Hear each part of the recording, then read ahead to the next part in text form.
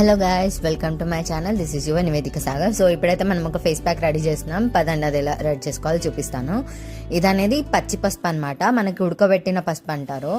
అది తీసుకొని కట్ చేసుకొని మనం డ్రై చేసుకోవాలి. ఒక 2-3 డేస్ ఎండలో ఆరబెడితే అది డ్రై అయిపోద్ది. దాని తర్వాత మనం మిక్సీ పట్టుకోవాలి.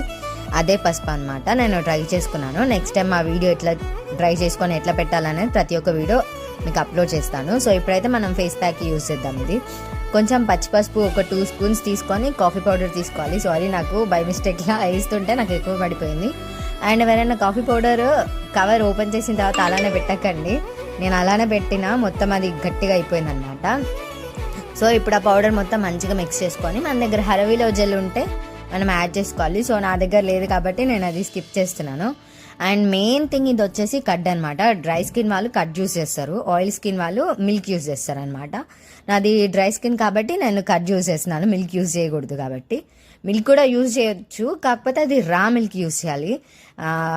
గోరువెచ్చ మిల్క్ ఉంటుంది కదా, అది మాత్రం అస్సలు యూజ్ చేయకూడదు. ఇదంతా మిక్స్ చేసిన తర్వాత మనం ఒక 10 minutes పక్కన పెట్టేసుకోవాలి. మీకు కడ్ ఇంకా కావాలి అంటే మీరు ఇంకా వేసుకోవచ్చు. ఒక 10 minutes పక్కన పెట్టేసుకొని మన ఫేస్ వాష్ చేసుకోవాలన్నమాట. వాష్ చేసుకోకుండా పెట్టుకుంటే మనం అదే కెమికల్స్తో పాటు పెట్టుకున్నట్టు అయిపోతుంది. ఫేస్ వాష్ చేసుకొని మంచిగా ఐస్ క్యూబ్తోని ఫేస్ అంతా రబ్ చేసుకున్న తర్వాత మనం ఫేస్ ప్యాక్ అప్లై చేసుకోవాలి.